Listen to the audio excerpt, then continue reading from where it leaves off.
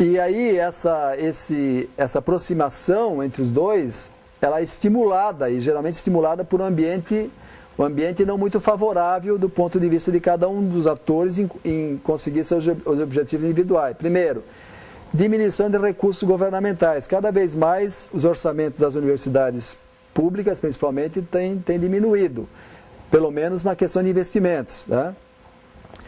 Pelo lado da empresa, aumento do custo de pesquisa e desenvolvimento, ou seja, cada vez mais fica mais caro tentar fazer P&D internamente da empresa. Um outro aspecto, inovação, ela está cada vez mais próxima da ciência, né? Então, inovar hoje em dia envolve uma carga de novos conhecimentos bastante grande.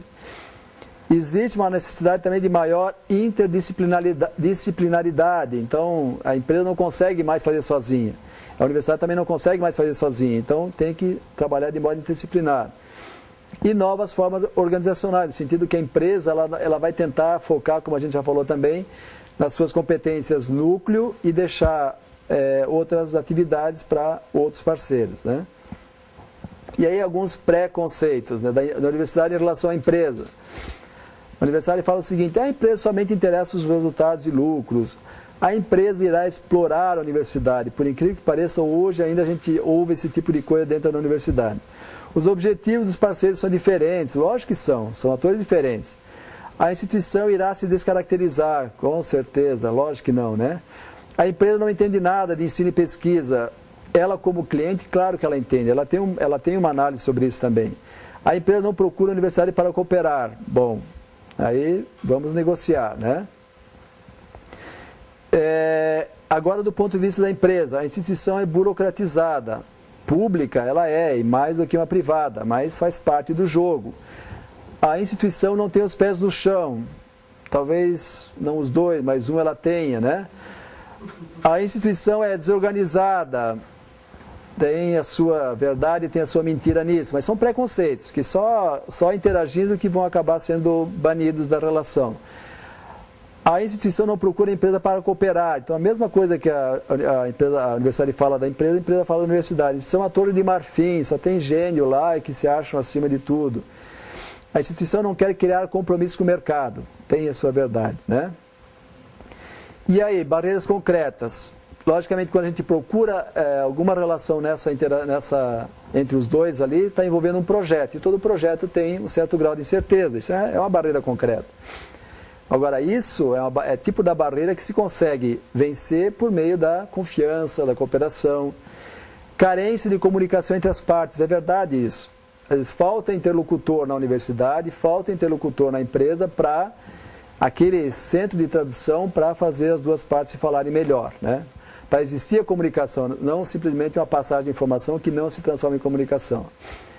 Instabilidade das universidades públicas, que já foi mais frequente no passado. Então existiam greves, tem a temporada de greve, que é todo ano, de maio a não sei que mês, era greve.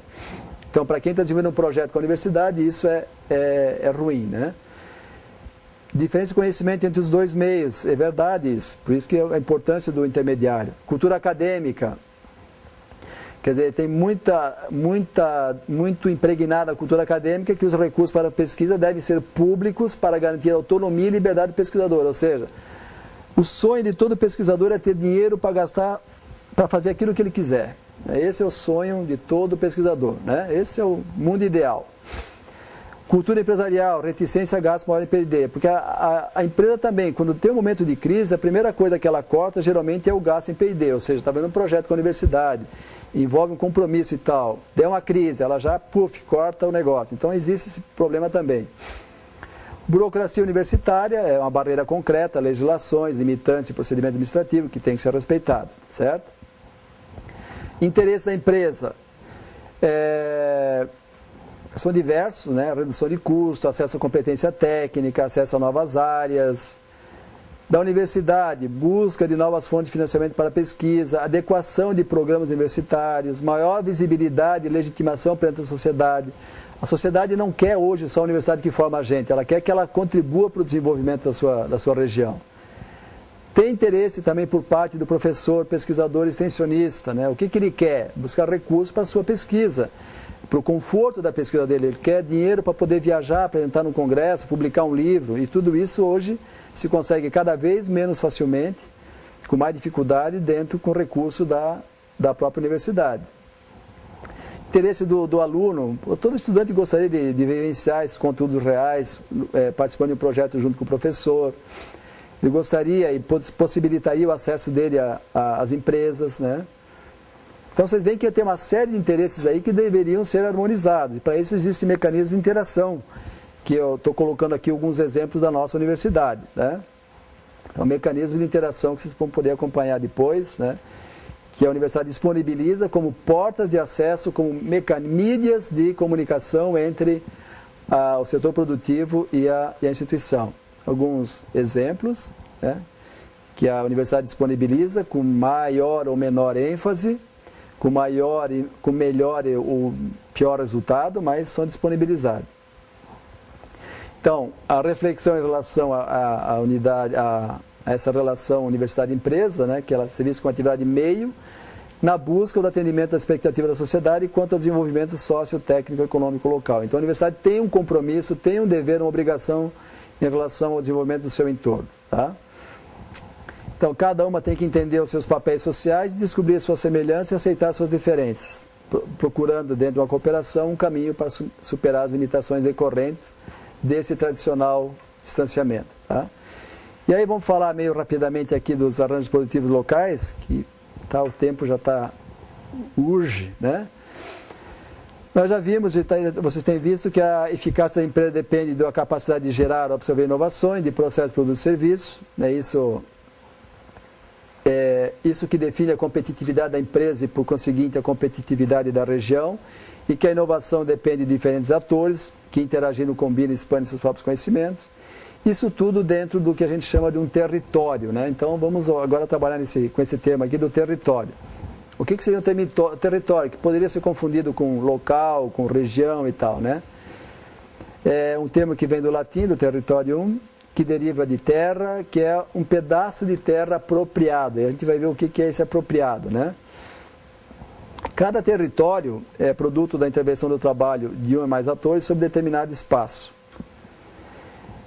Aí vamos ver bem essa questão do apropriado. Então o território é um espaço geográfico que foi apropriado, né? Foi apropriado por pessoas, por grupos, por empresas, por instituições, tanto economicamente, ideologicamente e politicamente, né?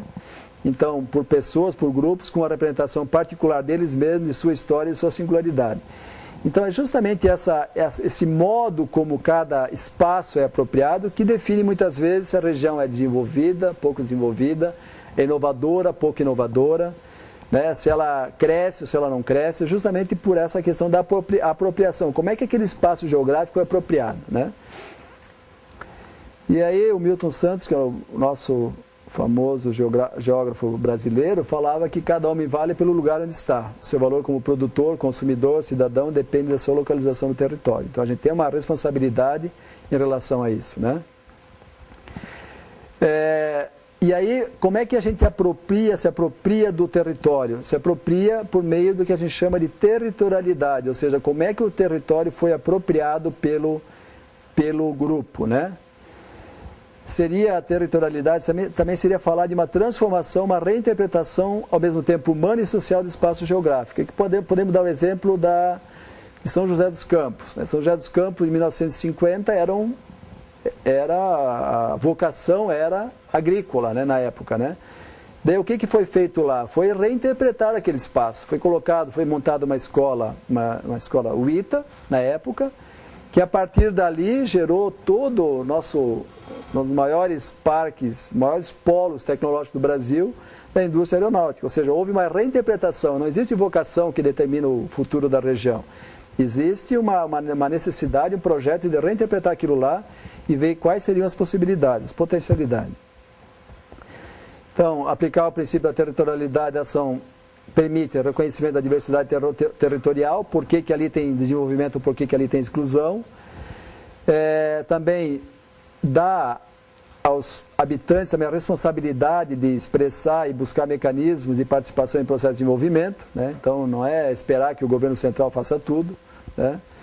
E isso justamente hoje possibilita a competitividade, ou seja, é a mobilização do saber local, é a capacidade da organização produtiva e a valorização do que ela tem de singular que vai definir o sucesso ou não de cada território. Tá? Porque a competitividade não é mais resultado de um modelo único de desenvolvimento, mas ao contrário, é consequente diversidade de modos de organização. Então, o adjetivo local, o adjetivo territorial, tal, valoriza os fatores locais, o papel do ambiente local como fator de inovação e dinamismo, né? E dispositivos existentes para incentivar a harmonia, a parceria e suas redes. Tá? Então, a gente desenvolve, né, um território por meio de um certo tipo de organização, né, envolvendo atores públicos e privados engajados em uma dinâmica de projeto. Como diz uma máxima ali, que não existe território condenado, existe território sem projeto. E esse projeto é um projeto de desenvolvimento. Tá? E aí como é que a gente aborda a territorialidade? Tem os APLs, tem os clusters, distrito industrial, tem o terroir para regiões um pouquinho mais agroindustriais ou agrícolas. Né? Então o terroir seria uma abordagem dessa, que seria agregar valor à produção agrícola. Então eu coloquei isso até pensando em algumas regiões que estão aí fazendo a formação conosco, de tentar valorizar a produção agrícola, através da valorização de práticas e das condições naturais locais. Ou seja, cada local tem um diferencial que pode ser potencializado e transformado e pode ser fonte de origem de transformação do próprio território. Essa questão ainda da produção agrícola, a diferença em commodities e produtos customizados. Né? Então, hoje o valorizado é o que é diferente, o valorizado é o que é raro. Né? Então, essa questão também, entrando um pouquinho já mais na pele, a importância da aglomeração, ela tem sido constantemente, crescentemente abordado. Né? Então, APL é uma definição que no Brasil entrou praticamente no início dos anos 2000, né? Mas que é uma realidade já na Itália há muito tempo, e na literatura exterior aparece aí isso há muito tempo, com outros nomes, como distritos industriais italianos. Né? O que seria o arranjo produtivo local? Aglomeração de empresas em o mesmo território, com a especialização produtiva, com articulação, interação e cooperação e aprendizagem entre si e com outros atores locais. Então a gente vê que até agora, a gente está falando já quase há 3 horas, nunca deixou de falar nessa questão da interação, da cooperação e da aprendizagem. Em qualquer movimento desse, isso é condição básica. Tá? Então a PL também virou foco de política pública, né, que na verdade vamos olhar não um setor, ou não vamos olhar uma empresa, vamos olhar o setor dentro de um conjunto dentro de um território. Isso é uma política de APL. O APL também é uma política, uma abordagem que relaciona fatores de competitividade com a localização da produção no espaço geográfico e, novamente, a questão dos vínculos. Né?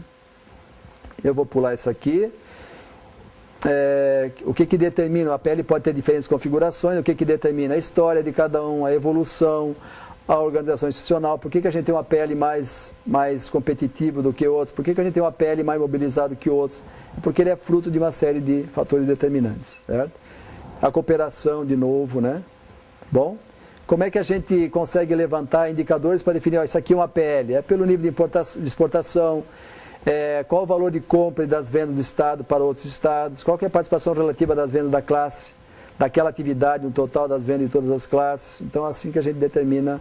E aí tem uma literatura bastante boa do próprio IPARDES, que é o nosso Instituto de Pesquisa do Paraná, falando sobre isso, uma publicação disponível, aberta na internet. Aqui é um exemplo dos APLs do Paraná, que vocês não vão conseguir ver. E chegamos aí na última parte do assunto, que seriam as incubadoras, parques e polos.